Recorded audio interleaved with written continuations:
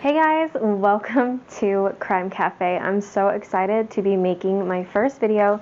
I've been planning this and doing research for months. I have tons of content that I want to get out for everyone, and finally I get to record my first video. So to explain a little bit about what Crime Cafe is going to be. Every Wednesday I'm going to bring you a true crime case, all types of cases. I'm interested in absolutely everything. So if you have any suggestions, anything that you would like to see, leave them in the comments below for sure. So every Wednesday it'll be a video like that, and then on Sundays I am running a Psycho Sundays series where I'm going to just bring you like the worst of the worst cases and just talk about that. The ones that I think are pretty, I guess, like R-rated. That will be on Sundays. Grab your cup of coffee, come hang out with me, and hear about just like the crummiest people in the world. So if you have your cup of coffee, cheers, and let's get into the video. Gretchen Anthony was a 51-year-old woman who had a 12-year-old daughter from her first marriage. Her and her ex-husband got along really, really well. They had a great relationship with each other, and they had shared custody of their daughter.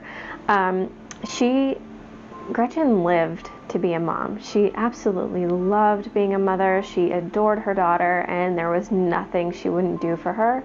People really described her as a very enthusiastic person, an extrovert, and she just was full of life.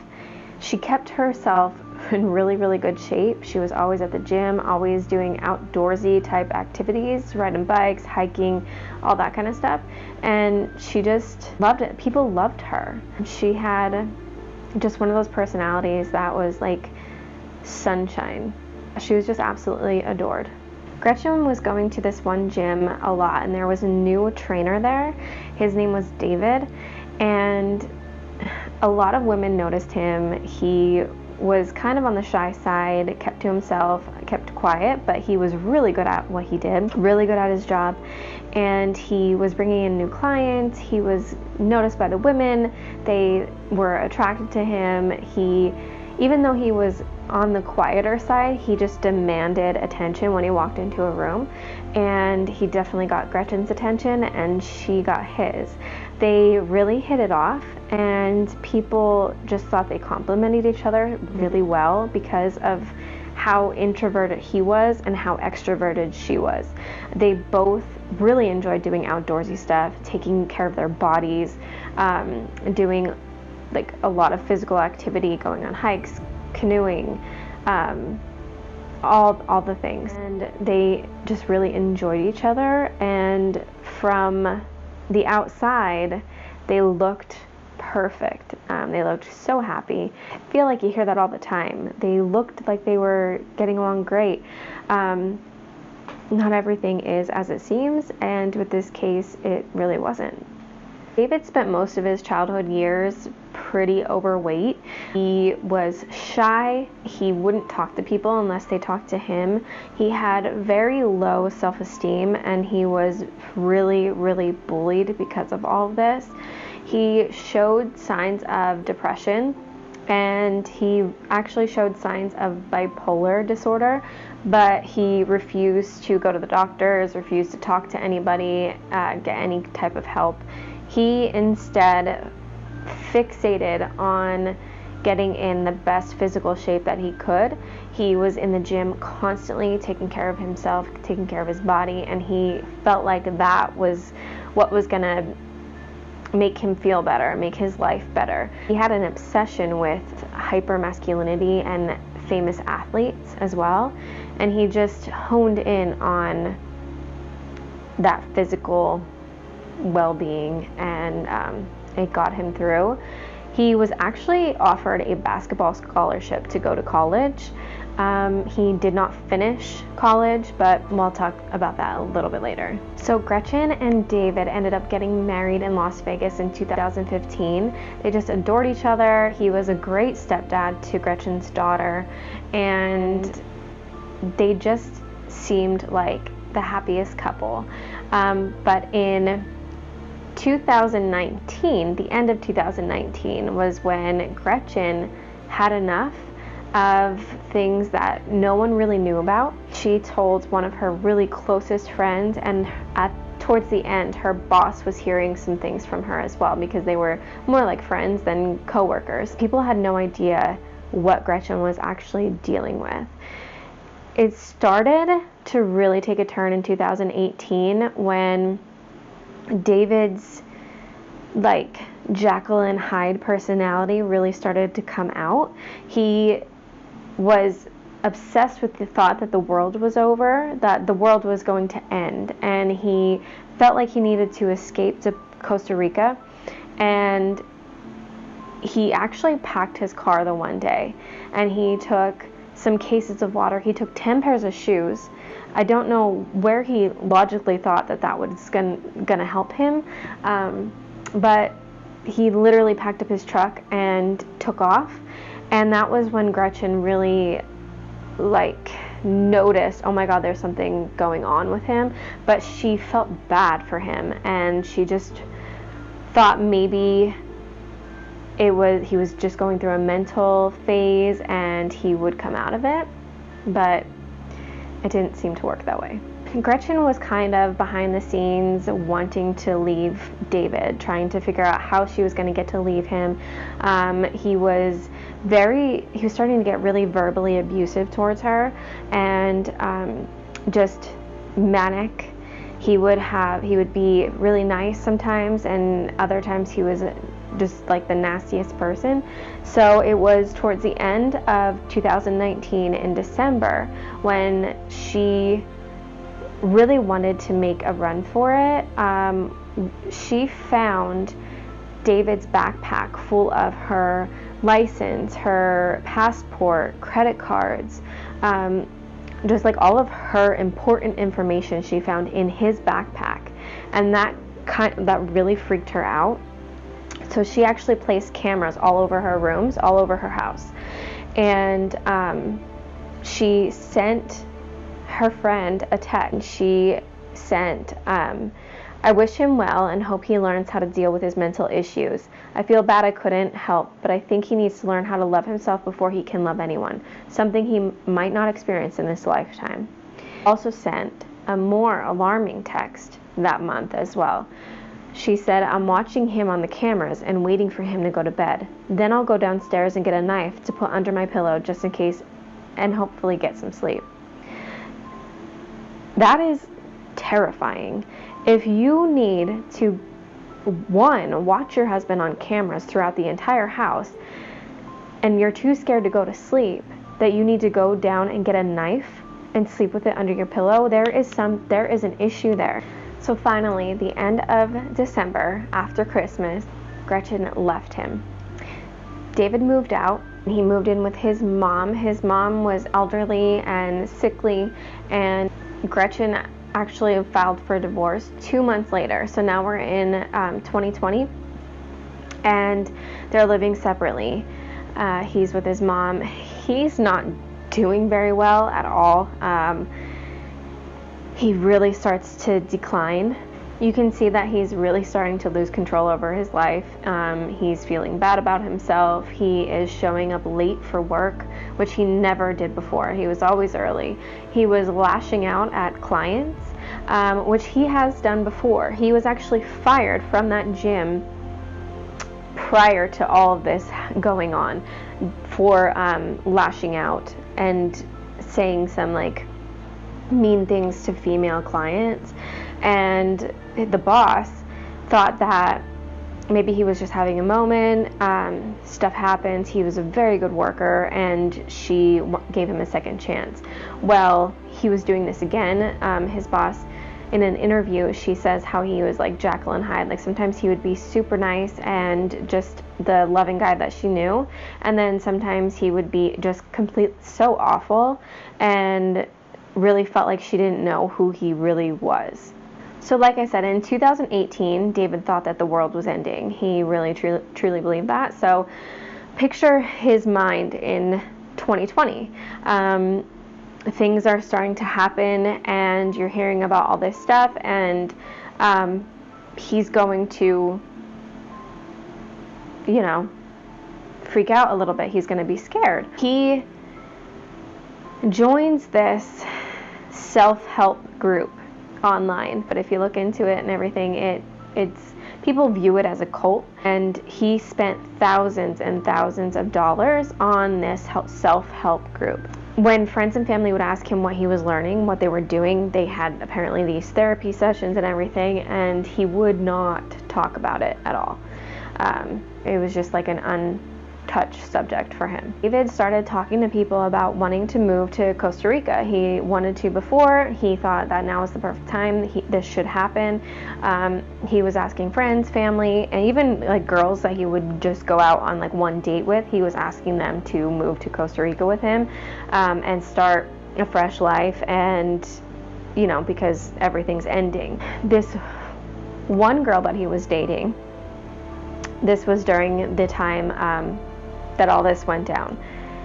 He dated her for about a month, and they were on a date at a wine and paint, I forget how you say that, but it's like a wine and paint place, and they were there with a bunch of friends, and he was trying to feel her up, and his girlfriend or date, I don't even think they were considered girlfriend and boyfriend at the time because they were only seeing each other for a month, but she denied him. She told him no, and he freaked out. He made a complete scene. He embarrassed her. He made a fool of himself, and she then, after the class, they finished the class, and afterwards they drove to her house, and she told him like she's done. She doesn't want him to come inside.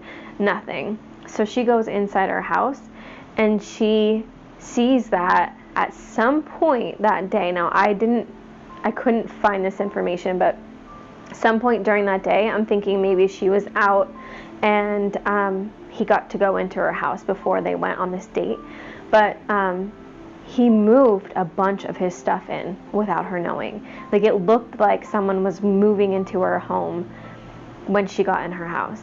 And so he was outside lashing out, banging on the window, banging on the doors, screaming at her, and she was terrified. He would not leave until she called security, and then he finally left. But like, can you imagine you're seeing someone for a month and you come home from a date and like their stuff is starting to be moved in? Like, that's creepy. It's really creepy.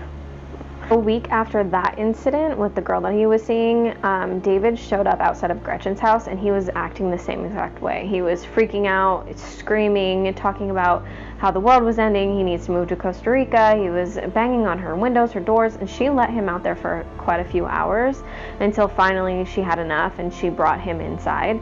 I'm not sure what was discussed or anything like that after that, but he was losing himself. After the night that he was outside Gretchen's house screaming, and she let him in for a while, he gets the cops called on him because he is approaching teenage girls outside of, I don't know if it was a movie theater or a restaurant, but he was like watching these girls from afar, and then he was approaching them, and they were teens, and the cops came, and they actually saw that the back of his license plate was half blocked off with duct tape, and they try to get him to comply, and he won't. He's reaching into his truck, and you can see him fighting with the cop, and they eventually get him on the ground and arrest him. But that was just 3 days before Gretchen went missing. So as you can see, David is not handling life really well at all. He's just losing sense of everything. And Gretchen, on the other hand, is doing pretty well for herself. She is in a good place mentally. She's dating once in a while. She posts on Facebook a lot during this time with everything that was happening with the world. She really shared a lot of information about it and was very active in posting on social media. Her last post was March 19th, and it was a quote saying, "When chaos is all around you, the wisest choice is to create peace within you." And then after March 19th, there was nothing from her. she didn't post on social media after that, and her communication slowly went away with family as well. So on March 23rd, that Monday, Gretchen didn't show up for work, and her boss was really worried because she knew like the status of her and David and how she was scared of him. She was terrified of him, actually, and her boss was extremely worried and was texting her, and she didn't hear anything from her. So then it was Tuesday morning that her boss texted and said, "I'm getting really worried about you. I haven't heard from you. Text me back." And her boss ends up getting a text. Now I'm going to read what the text said because it's a long one. Her text said, "Tested positive for coronavirus early this morning. That's the bad news, but I'm at a CDC coronavirus treatment facility that only handles COVID cases. The good news is that my blood type has potential to be used in the cure. Not sure if you remember me saying that I have a strain of mad cow disease in my blood. Well, that strain is significant in gathering more answers to find a cure. For safety purposes, Dr. Sinclair and her team are strongly recommending that we maintain contact with immediate family members only. I'm using my mom." So that was a text that was being sent out to multiple friends and family, including her ex-husband, Jeff. He didn't buy it at all. He could tell by the text, by the wording and everything, that it was not Gretchen, but it looked familiar to him. It reminded him of David and how David talks. So that was a huge red flag for Jeff. Hey guys, so I am editing my video, and for some reason the last little bit of it is not there. So I have no idea what happened. It should be with the others, but it's not.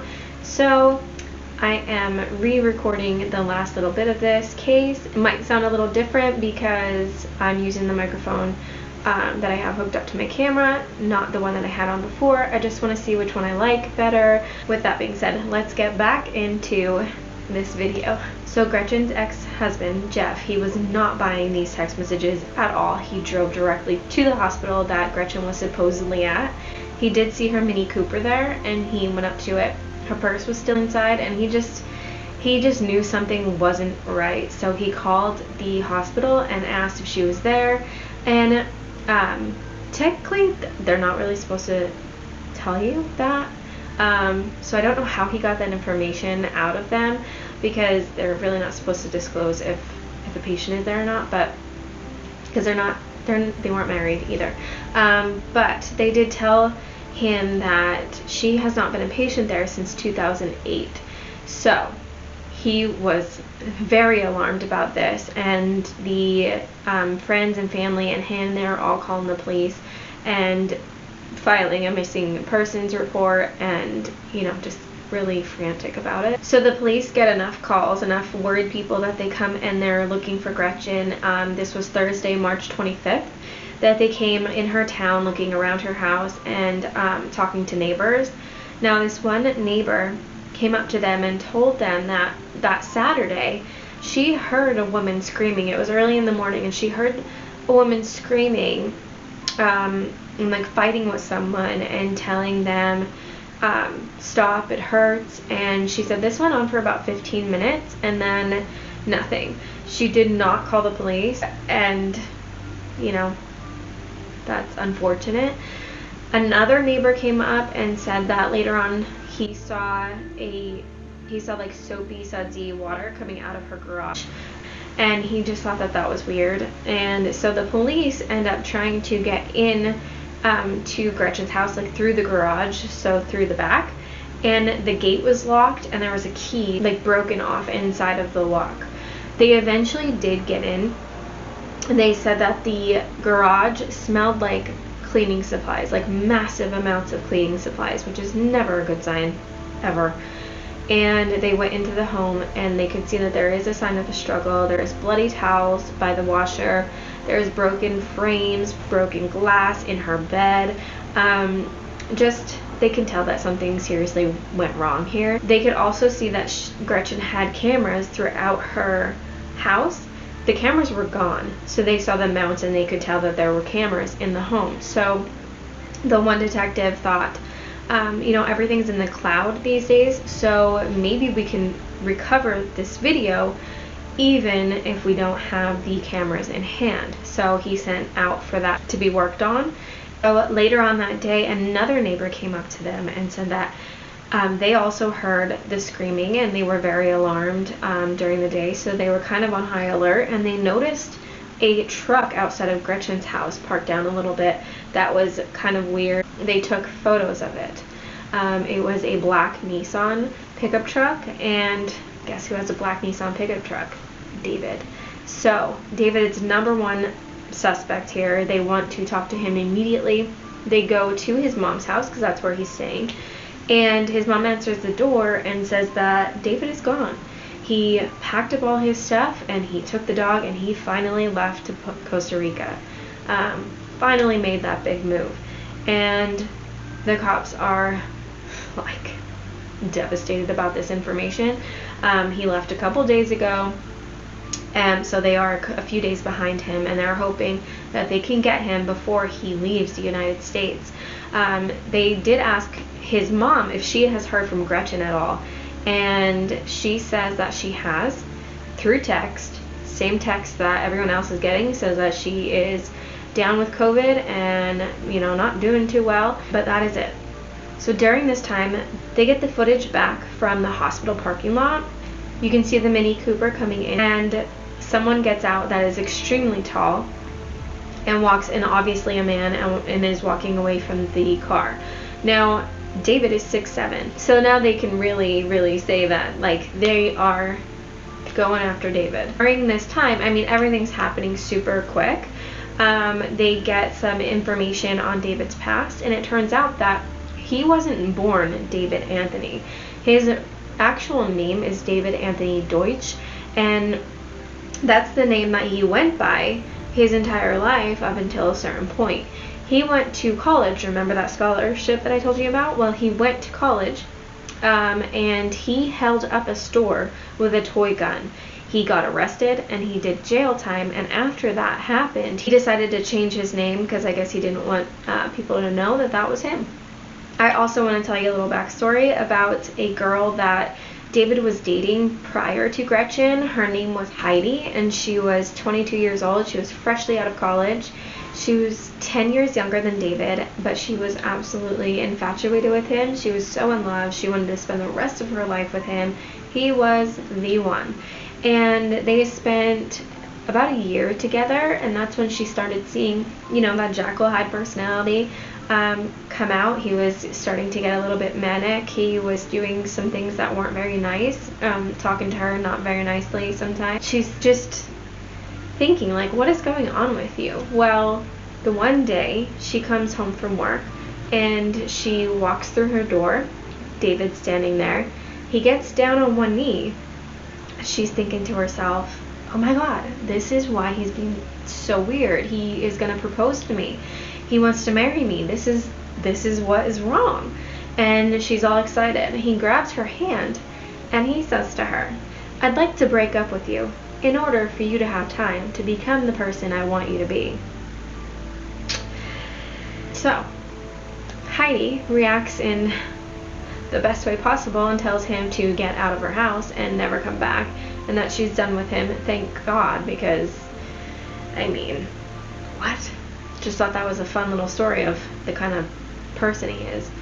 So back to present time. During this investigation, the police track Gretchen's phone, because they've been trying to track Gretchen's phone and David's phone, and they track her phone to Pensacola, Florida, which is like 600 miles away from where they are. So they know, okay, David is most likely still around. Let's go. They find on the way that he has left a paper trail, a digital trail. He has been in multiple jewelry stores trying to sell jewelry, get the most money that he can from a friend that died from COVID. No, it was Gretchen's jewelry that he was pawning off to get as much money as he could. He would turn the cell phones on and off periodically, and the next time that he turned it on, it showed him in New Mexico. As you can see, I look different once again because, once again, my video footage cut off in a certain place. I did some research and I think I know what's going on, so hopefully the next video will not be cut. But I am determined to get this done and get it up. I won't talk your ear off about issues that come along with doing new things and projects. I mean, what is life without all the roadblocks, right? So, let's get back into it. So the detectives called New Mexico police station and they told them everything about David, his truck, everything. So the police go out searching for him and they find his truck, him and his dog. They pulled him into the police station. They were able to seize his truck, but they were not able to keep him. So they released him with his dog on foot. So at this point, the detectives actually get a call from David stating that Gretchen Anthony is with him the entire time. She's by his side and she's perfectly safe. There's nothing wrong with her. They, of course, do not believe it. He claims that Gretchen found something out in her job, financial malfeasance, and she was running for her life. She was scared that someone is trying to kill her and she needed to get as far away as possible. So she was making an escape with David and she was too scared to talk to the police about anything. So if she would be able to write a statement and give that to David and he would read it to the police over the phone. And he really thought that that was going to work. It did not. The police were like, absolutely not. Obviously, that is not what is happening, and they don't believe him. So during this same time frame, the detectives get back footage from Gretchen's house. Remember I told you that they sent it out to see if anything was saved in the cloud? Well, yes, it was. And they got to see everything. They saw a man lurking in the shadows in her yard waiting for her to come home. She comes in and he pushes her into the garage. During that time, she says, Alexa, turn the garage lights on. The garage lights come up. She has a camera in her garage as well, so it picks up everything. And from what I could find, a man come around from the car and put something inside the bar. And he looks straight up at the camera in the corner of the room, and you can see clear as day that it's David. And he gets alarmed because there's a camera there, and he comes up and takes it down. During this footage, you can't see everything. I'm not sure if the police were able to see everything, but you can hear Gretchen saying, Alexa, call 911. She said that multiple times, and I really want to emphasize this because I think it's really important. If you do have an Alexa, it will call 911 for you, but you need to program it that way. So it was hearing her, it was picking that up, but it was not calling out because she didn't have a program to do that. So if you have one of those, I think it's really important to program that, because if she was able to get that out, if she was able to get that across and call the police, who knows what could have happened. They could have picked up, the phone and scared him off or anything. So just, if you have one, program it to do that. I think is so important. So the police quickly go to Mexico to find him before he gets anywhere else, and they actually found him walking on the side of the road with his dog. They pulled him over and put him in the back of the police car, and it's actually chilling, the expression on his face this entire time. Like, he looks so confused, and the police officer is telling him, you are being arrested for homicide, and he looks like he's genuinely confused. He was like, for who? And the cop just said, you know who. And they took him into interrogation. Now, during interrogation, he lied so many times. He claimed that Gretchen was alive. I think he said it about 35 times. And that she was just scared to go home. She was scared to deal with anybody. You can see the frustration in the room and them saying, no, we have the video footage. We know that you killed her. We hear and see her last moments. And he just kept saying, show me the video. All they really wanted to know, they didn't need a confession from David. All they really, really wanted was to know where she was. They wanted to give closure to her family, to her daughter, And so they decided to make a video, a recording of her daughter, really asking David if he would let her know where her mom is. And they did this because they had a really, really close relationship. He was a very good stepfather to her daughter. So they thought maybe this would get him. Maybe he has a heart. Well, he didn't. He just claimed that that wasn't the little girl and that it was someone else's voice on there, and it wasn't really her, and he didn't care. And he actually kept quiet for 8 long months until the prosecution came to him with a plea deal that he would get 38 years if he told them where Gretchen's body was. And he took that deal. So in late December of 2020, a year after they separated, David told the authorities that Gretchen's body would be found behind a nursing home just a few miles from her house. She was wrapped in a blanket, and she had stab wounds in her torso and in her neck. And during his trial, he said, I quote, "My illusion saw the COVID pandemic as an end of the world prophecy, an Armageddon that I felt compelled to escape no matter the cost. Instead of being a man, I chose to be a coward. I tried to steal what wasn't mine, and in the process I ended a life. Her life had value, her life had meaning, and I stole that life." He got 38 years. He is scheduled for release in 2058, and he will be 81 years old at that point. I'm hoping he doesn't live that long to see that date. I don't. It's hard because you want to give the family closure. You, of course, you want to do that, and you know, the things that you have to do to get there. So I'm just really hoping that he doesn't see that day. How do you feel about this case? I'd love to know how you feel about his sentencing, and if you have any information about it, you can leave that in the comments below, but definitely let me know how it makes you feel. And if you think that he got long enough, if you think that that plea deal was appropriate.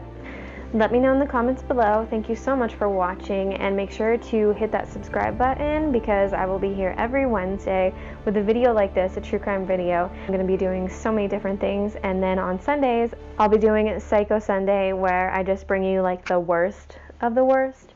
You know, some of the really like sickos out there. Bring them on a Sunday morning. So make sure to subscribe, hit the bell notification so you get notified every single time I upload a video, and like this video if you liked it. Thank you so much for coming, and